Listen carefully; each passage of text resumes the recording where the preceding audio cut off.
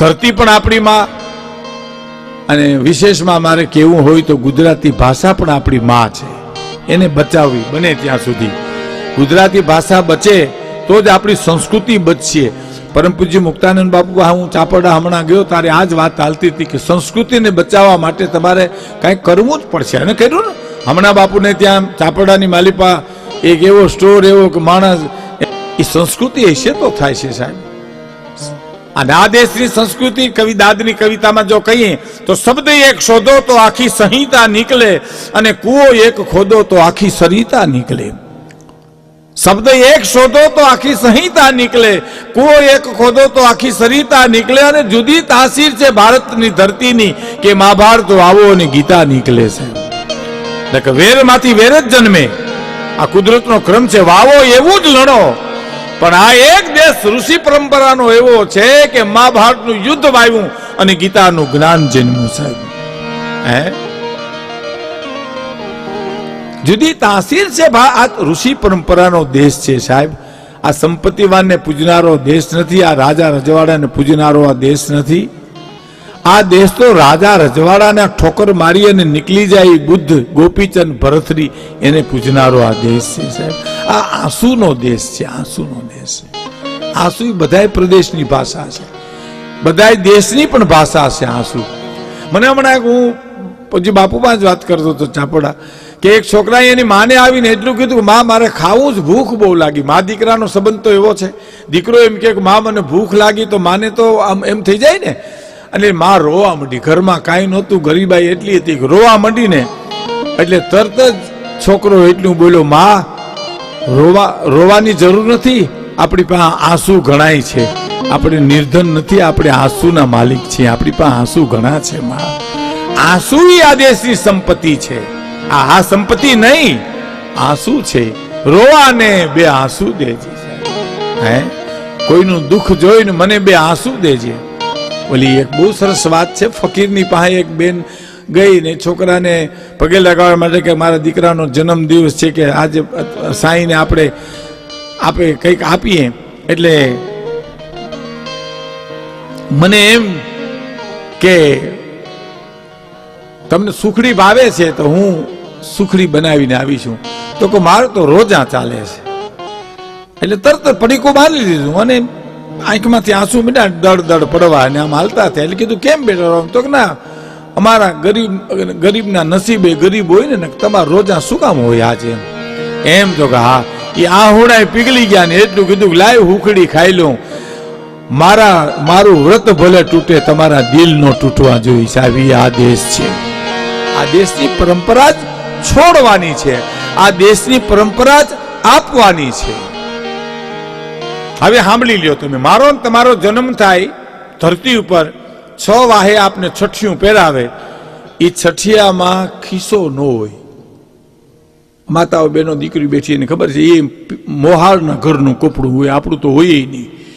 એ ખિસ્સા વિનાનું કપડું મારા ને તમારા દેહ ઉપર પેલા ચડે છે અને મરીએ પછી ખાપણો ઓઢાડે, એમાં ખિસ્સો ન હોય સાહેબ. હે ખિસ્સા તો આપણે ચોટાડીને દુખી થયા છે, હતા નહીં. અહીંયા આવ્યા તારે નહોતા, પેલું કપડું ચડ્યું તારે નહોતું, છેલ્લું કપડું ચડે ત્યારે નથી. તો શું કે છે?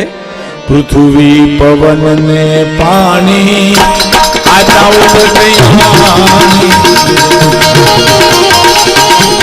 પૃથ્વી પવન ને પાણી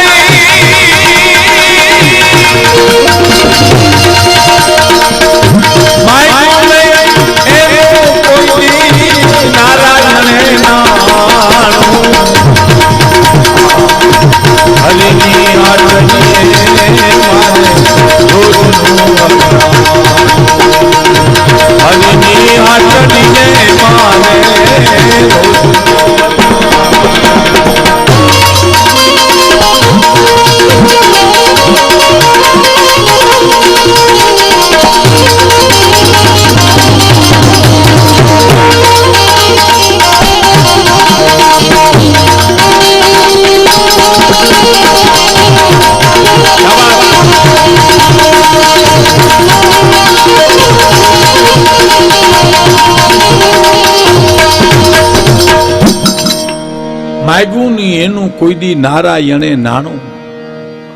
ઈ હરિની હાટડીએ, ઈ મારા નાથ, ઈ અખિલ બ્રહ્માંડનો માલિક, એની હારે અમારે હટાણા છે. છેલ્લી કડી એક પ્રસંગ આપણે સામે રજૂ કરી પછી આપણે નિરંજનભાઈને સાંભળશું. સંતવાણી છે, આ શ્રદ્ધાંજલિનો કાર્યક્રમ છે એટલે ભજનમાં ગાય એ લોક સાહિત્યમાં પણ એ જ કીધું છે. અરમાન જિંદગીના પૂરા થાય તો ઘણું છે, બે ચાર કામ સારા થાય તો ઘણું છે. મુશ્કેલ જિંદગાની એની તો મજા છે, પણ જીગરથી જામ એનો જીરવાય તો ઘણું છે. સુખનો બીજો સિક્કો દુઃખ છે. સુખ દુઃખ શિકારી બે બાજુ છે. મુશ્કેલ જિંદગાની એની તો મજા છે, જીગરથી જામ એનો જીરવાય તો ઘણું છે. લવલેશ મોતનો ડર કવિ કે મુજને નહીં સતાવે, પણ ક્યાંક મહેફિલમાં ખોટ મારી વર્તાય તો ઘણું છે. વધુ નથી અબલખો બાકી હવે જીવનમાં, પણ ઇજ્જતનું કફન ઓઢીને મરાય તો ઘણું છે.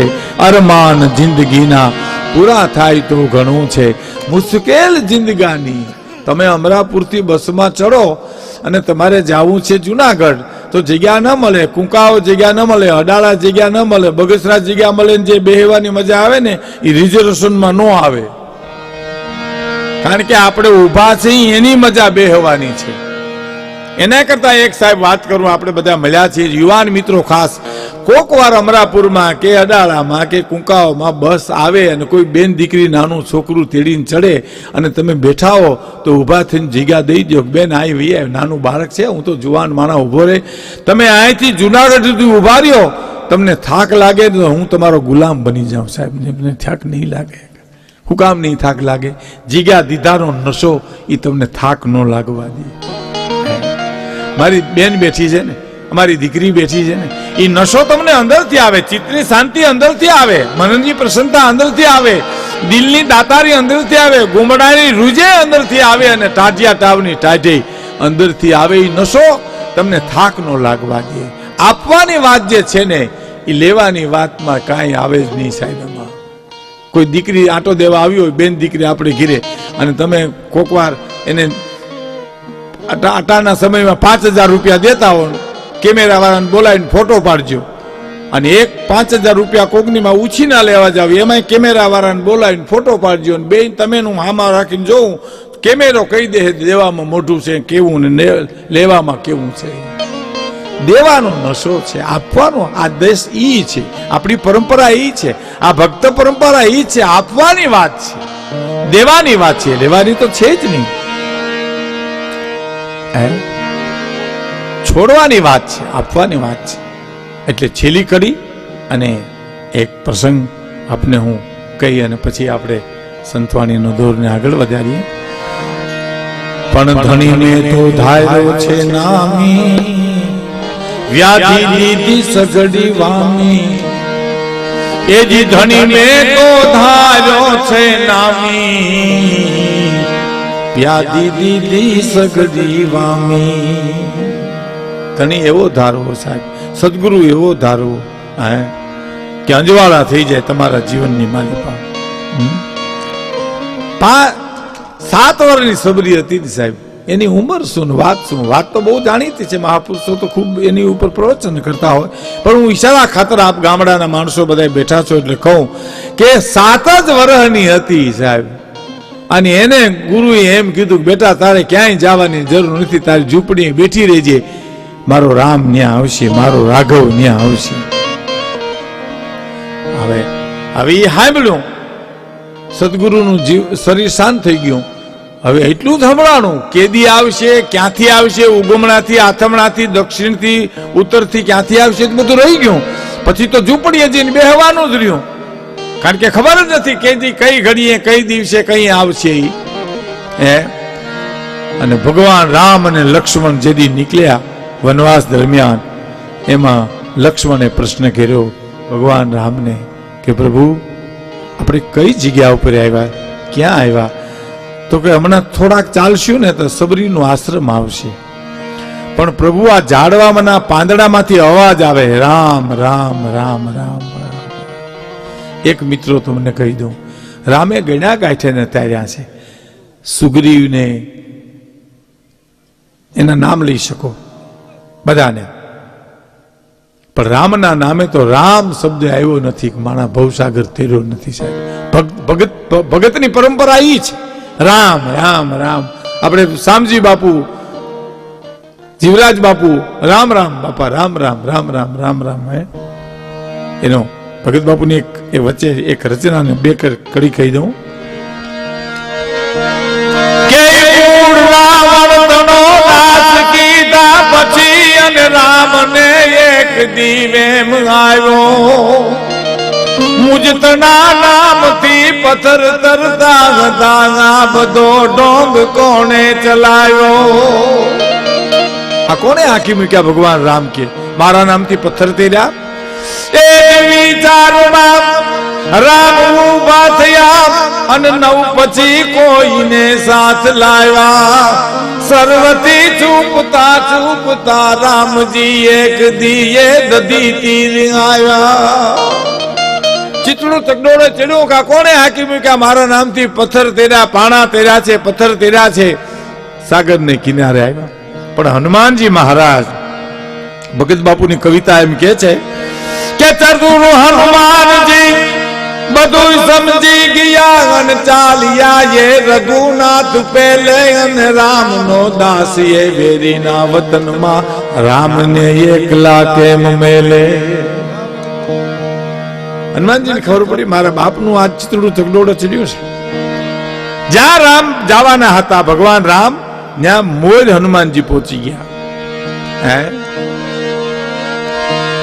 ચોરના જેમ સંતાપ હનુમાનજી વૃક્ષની ઘટાથી નીરખે છે.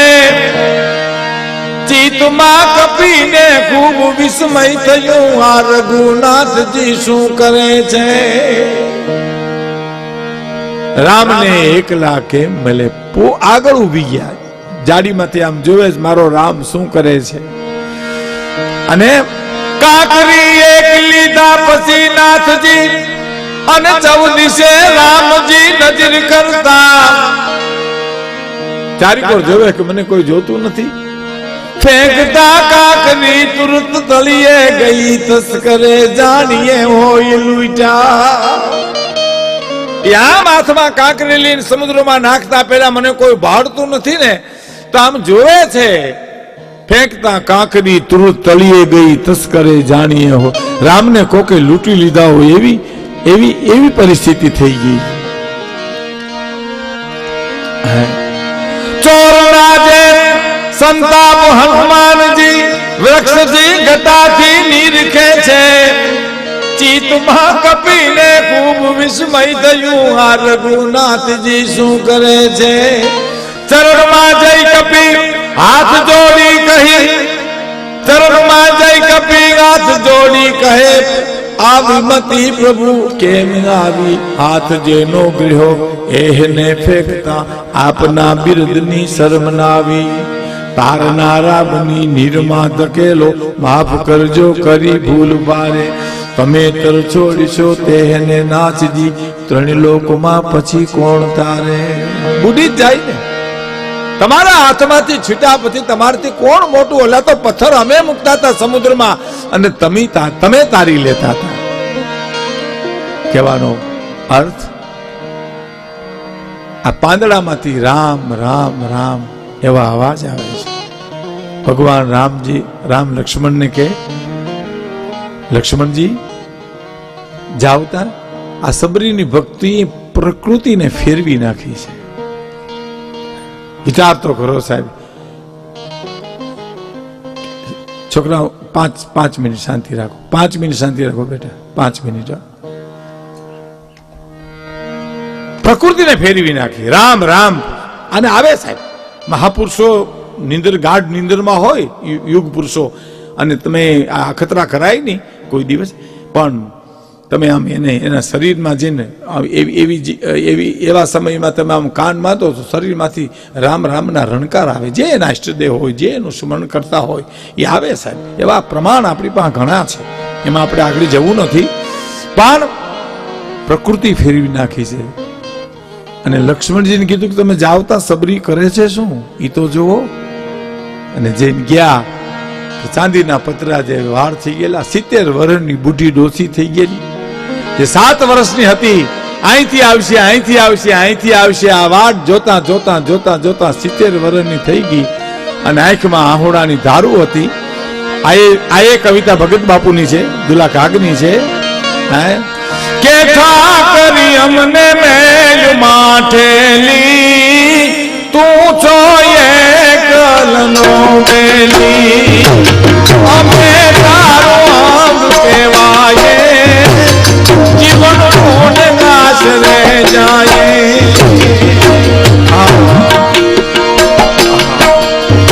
ઠાકરી અમને મેલ માઠેલી, તું છો એકલનો બેલી, અમે તારો અંગ કહેવાય, જીવન નું નાશ રે જાય.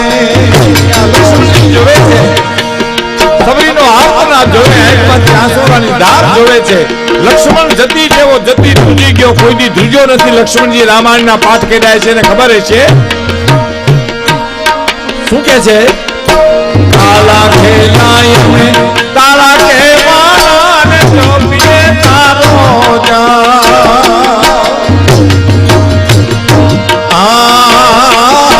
કાલા ખેલાય મે તારા કહેવાના ને જોપીએ તારો જા.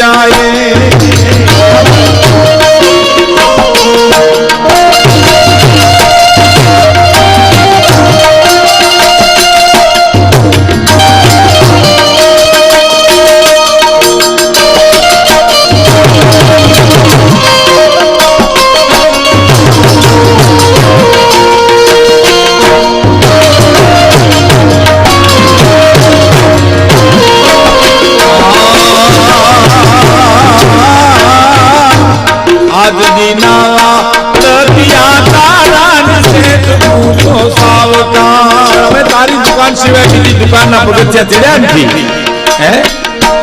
આજ દીના આડતિયા તારા ને શેઠ તું છો સાવકાર.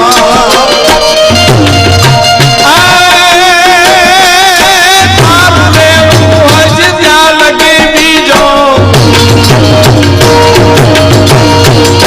તારું લેવું હજ ત્યાં લગે બીજો, દિલશે નહીં તલવાર આખરી અમને મેલ માઠેલી, તું છો એકલનો બેલી, અમે તારો હક કહેવાય, જીવનોને નાશને જાય. આજ દિના આરતીયા તારા શેઠ તું છો સાવકાર. અને આજની સુધી અમે કોઈના દુકાનના પગથિયા ચડ્યા નથી. તું બાપ અમારો શેઠ છો. ઈ આંસુની ધાર, ઈ બુઢાપો, ઈ ચાંદીના પતરા જેવા વાળ ચિત્ર જોઈ લક્ષ્મણ ધ્રુજી ગયા સાહેબ. લક્ષ્મણ એમ તો સબરીના પ્રાણ નીકળી જાય. ગડગડતી દોટ માગી, પ્રભુ જલ્દી કરો, જટ હાલો, જટ આવો, મોડું થાય. અને પ્રભુ બધાયરાન સબરી નાચવા માંડી. મારો બાપ આવ્યો, મારો રાઘવ આવ્યો, મારો પ્રાણ આવ્યો, મારો સર્વસ્વ જે છે આવ્યો. શું કરવું એ ખબર ન રહી સાહેબ.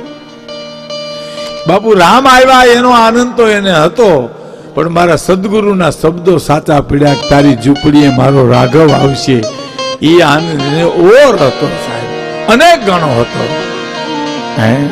એટલે શું કે છે? ધણી મેં તો ધાર્યો નામી, વ્યાધિ દીધી સગડી, ધણી મેં તો ધાર્યો નામી, વ્યાધિ દીધી સગડી.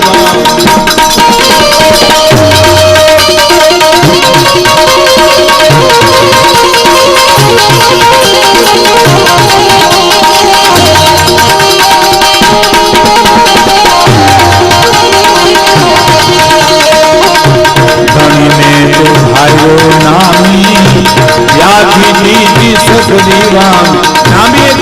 નામી એટલે એવો ધણી મેં ગાયો. નામી શબ્દ હાલારનો છે.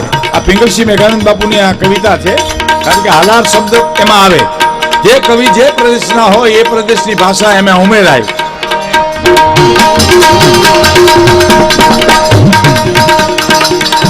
ધણી મેં તો ધારો છે નામી વ્યાધિ દીધી સદરીવામી.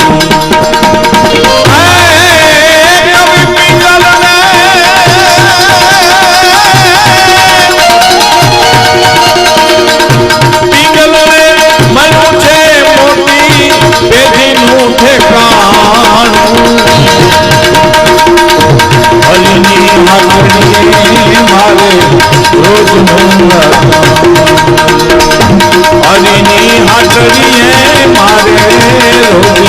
મચાણ.